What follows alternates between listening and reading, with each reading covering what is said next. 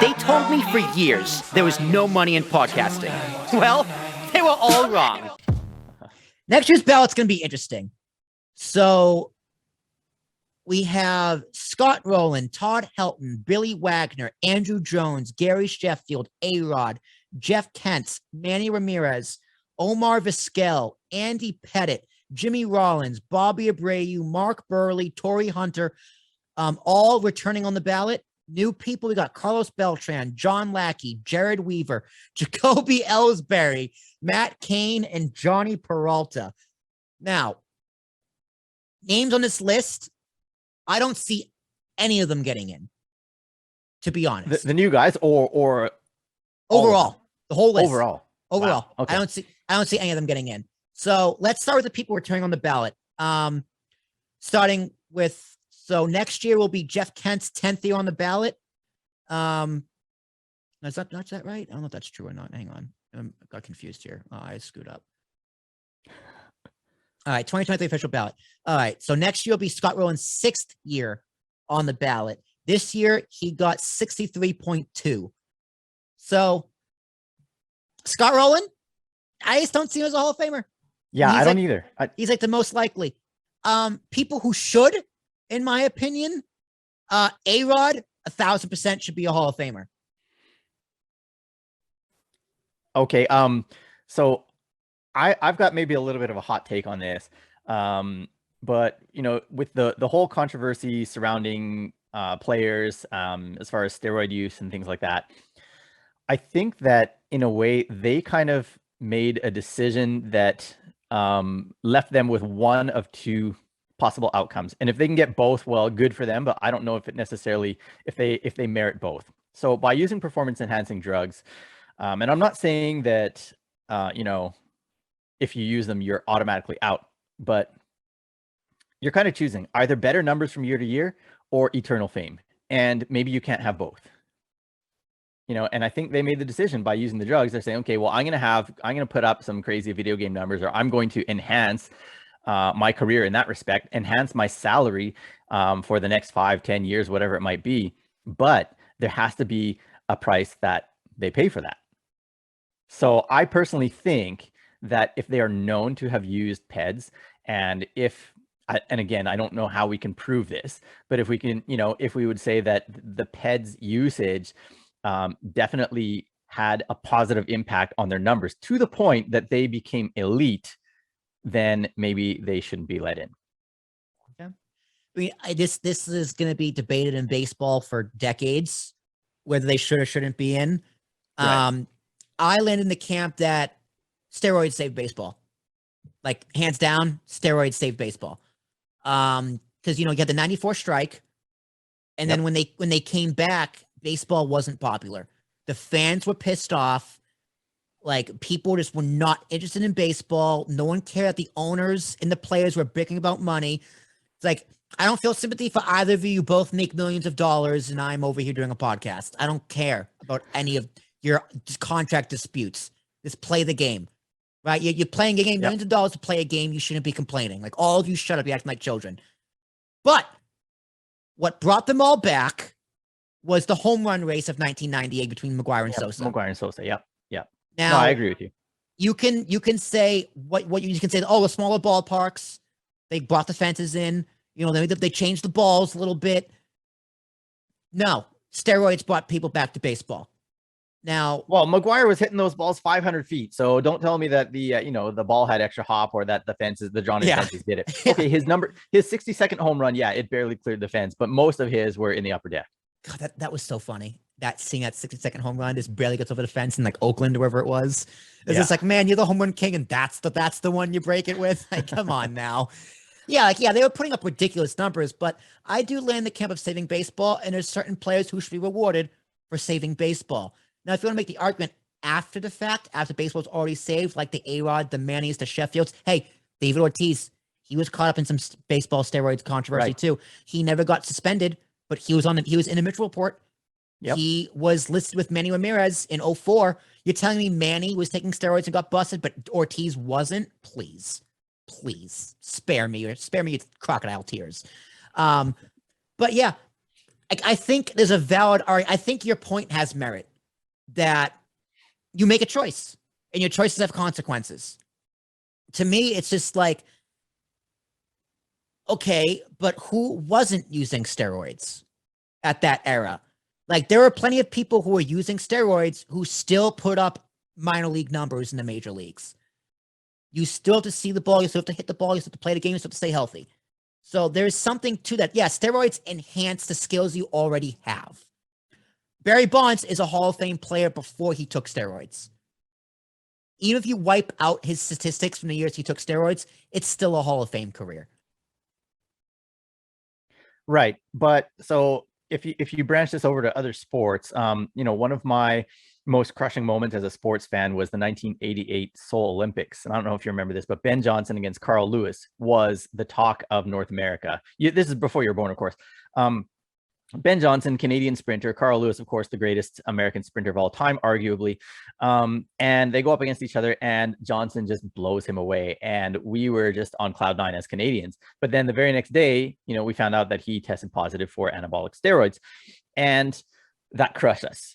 And I don't know that he had, that in him before steroids, like if he could have broken records or won gold medals. But if he, even let's say in a world where he was already a gold medal sprinter, but then he used the roids and, set the world record in Seoul, I still think it wipes out what he did before, simply because that was a decision he made. He said, I'm not satisfied with being the best or competing for the best. I'm going to bring myself to the next level by adding this extra substance into my body. And I think, Barry Bonds was in the upper echelon. He might have even been the best player in baseball or pretty close before he started using steroids.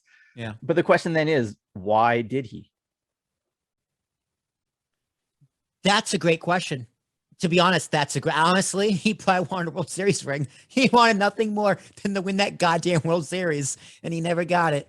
The closest he got was 2002. 2002 against the Angels. The Angels beat him. So, I don't know. That's a great question. That's a question only he can answer. Because he didn't need them.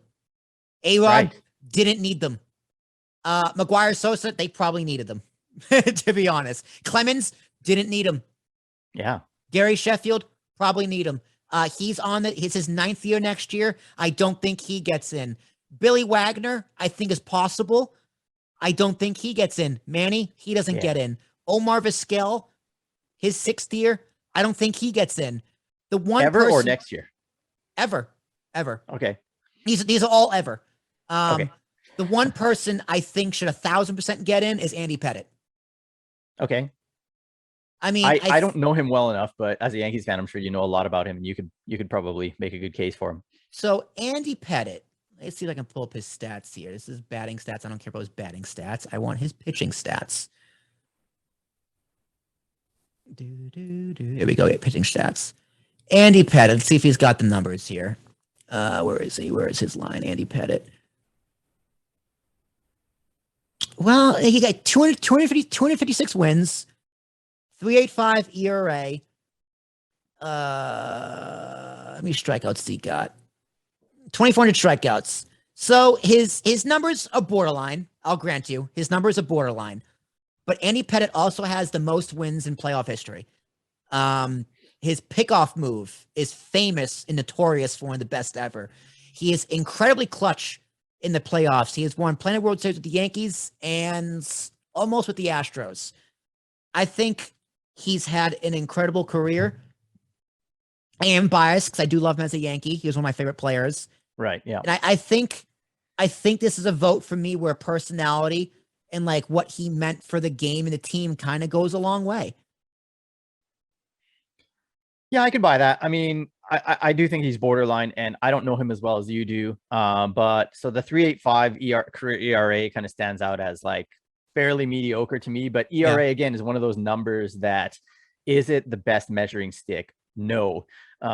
So we would have to probably crunch some numbers outside of that to determine what that 3.85 actually means. And I'm not prepared to do that. But I don't know. I'm not really sure about him. How many years does he have left? Oh, that's a great question. Andy Pettit, 5. This will be his 5th next year, and he got 10% this year. Oh, that's low. It is very low. Yeah, it's very low. He's also connected to HGH. Right. Yeah. Him and Clemens on the Yankees and the Astros. So he probably will never get in.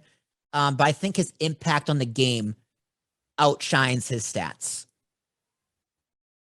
And that's where I'll end it. All right. So that's next year's ballot. I don't think we're going to see a Hall of Fame class for another few years. That's my honest opinion. But hey, I've been wrong before. Hopefully I'm wrong again. All right. I'm gonna list off having that conversation on the Hall of Fame, listing off a few players, whether they should or should not be in the Hall of Fame. Are you ready? Sure. Barry Bonds, yes or no? I'm going to say no for the same reason that I gave earlier, that he had to choose one or the other, either and choose the inflated numbers and the greatness from year to year, or the eternal greatness. And I think he made his decision. I'm saying yes because it's a crime that the home run leader that's not in the Hall of Fame. I don't care if it's cheating. Put an asterisk. I don't care. You should be in the Hall of Fame. Kurt Schilling, yes or no?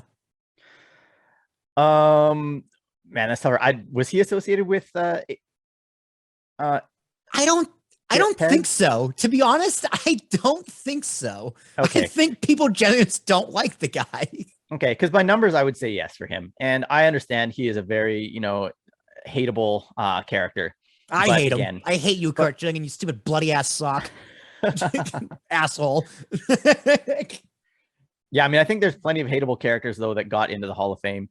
I think we Cy Young's in the Hall of Fame. No, Ty Cobb's in the Hall of Fame. Ty Cobb was the epitome of dirtbag. Right. Yeah. So I'm going to say yes on Schilling. I'll say his stats are borderline. I'll give him that. Sammy Sosa. No. I'll say yes. I you know what? He had a few excellent, outstanding years. I don't think, though, that without the Peds, I don't think that he could have done nearly what he did. So, no. I agree with there. I've seen him play on the Orioles. It was bad. But he's one of those people who saved baseball. Mark Maguire. Wow. Is it possible to say no to Sosa and yes to Maguire and justify that? I'm not really sure, but I but I'm not going to fight you. Okay. So Maguire, I don't if you look at his rookie season, okay, I don't know if he was using Peds in his rookie year, that takes a lot of cojones, but he had a really great rookie year. And I mean, he had the power before the Peds. But again, if I use the same argument as I did with Bonds, then the answer for Maguire has to be no as well. And so it is. I give him yes because he saved baseball. Roger Clemens. Well, again, it's Peds, but and this is a tough one because he's almost like the mirror image of Barry Bonds in a sense that his numbers pre-steroids were outstanding, unbelievable, definitely on Hall of Fame track. He had 21 strikeouts in a game without steroids in the late 80s. It's crazy. And how many of those Cy Youngs did he win pre-steroids? I think probably at least 3 of them, if not 4. Most of them. He won with the Jays. He won 2 with the Jays, and he won 1 with the Astros, right? He might have won with the Yankees as well. Yeah. But he won 7 in total, right? That was post. Yeah. But again, if I'm going to take a hard line on Peds use, I mean, if he was busted for it or if it's very clear that he used them, then I have to say no. That's not to say that I don't think his numbers warrant it or that he wasn't great before that. I'm just kind of taking that hard stance of well, you chose that path. Now you got to live with both the good and bad consequences. So you can't have the year-to-year glory and the eternal glory. You can't have both unless you did things right, and he didn't. Yeah, you can't have the cake and eat it too. Hey man, I get the argument, but I'm going to go yes as well.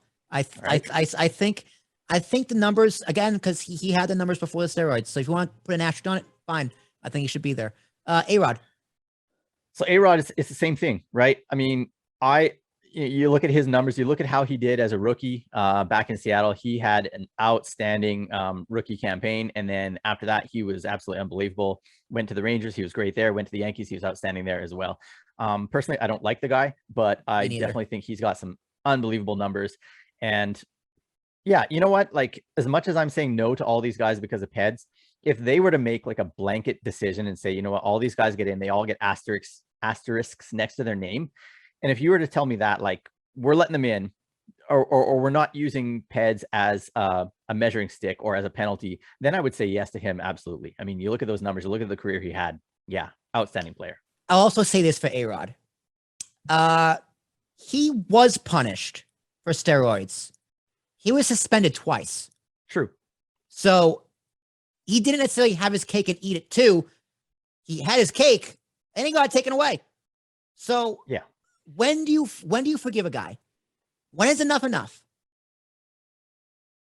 Yeah, that's a good point. And I mean, that kind of leads a little bit into Pete Rose as well, right? Like, Oh, I Pete don't Rose know. is the last name. Pete Rose is a different animal. Pete Rose is the last name on our list. We're gonna get to Pete Rose. I'd love to say about Pete Rose, but Okay, so we'll talk about that later then. But no, you're right. I mean, in a sense, like there was a system in place when A-Rod got caught and he paid the price. And yeah, do you hold that over somebody's head forever? Yes or no? and remember, he was chasing bonds. I would say no, except for the fact that he did it again, right? That's fair. You know what? Touche. That's fair. Yeah. That's fair. You did it twice. You didn't learn anything. Yeah, that's fair. All right, touche. Manny Ramirez. Same thing, right? Because he got caught twice as well, didn't he? Or was he it got three caught? times? He got caught a few times. Yeah. He just didn't care. I'm gonna go no on Manny. I don't think he has numbers. I love his numbers and I love what he brought to the game. I find it interesting that he played in Japan and Korea and he was signed to play in Australia as well.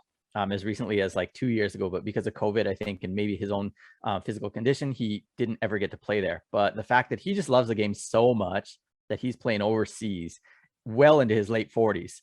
I don't know. It's just a cool thing. It doesn't get him into the Hall of Fame, but I just think it's an interesting thing about Manny. Fun to watch. He was Definitely a great character for baseball. I hate him. I hate him with all my being. Number 24, the Red Sox, piece of shit. But he was fun to watch. He was a great character. He was silly. Him and Ortiz were a great duo. But I think he was a person who needed steroids to be successful, whereas some other players did not. So I'm going to say no for him. Sure. Okay. Gary Sheffield, the chef. I would say that I don't know his final stat line or anything like that, but I don't necessarily think that he was Hall of Fame in his career. He, famous swing. Yep. Crazy ass wrist. Yeah, his biggest accomplishment is over 500 home runs. He was in the 500 club. Other than that, just known as a crazy power hitter and a cannon for a right arm in right field.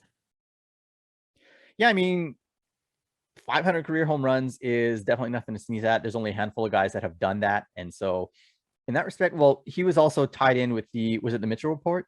Yes. Or am I wrong? You're correct. Yeah. So again, I have to go all or nothing on these. And so if I'm going nothing, I got to go nothing with him as well. But the more we talk about it, the more I'm seeing like how many guys I'm canceling out of the Hall of Fame. I feel like a jerk saying no to all of them. So. Hey man, it's just your humble opinion. I'm gonna give the X to Gary Sheffield as well. As much as I love the chef, I'm smelling what he's cooking. All right, finally, Pete Rose. Pete Rose. Yeah, man, that's a really hard one. I honestly, like, I don't know his career because I never watched him play, live or anything like that. I just know the tale. He's the all-time hits leader. Yes. He has over 4,000 hits, a crazy career batting average, and he got banned from baseball for betting on himself. Right. And I think that's probably enough to cancel him eternally, especially because he has never really come out and said that he did it and apologized for it.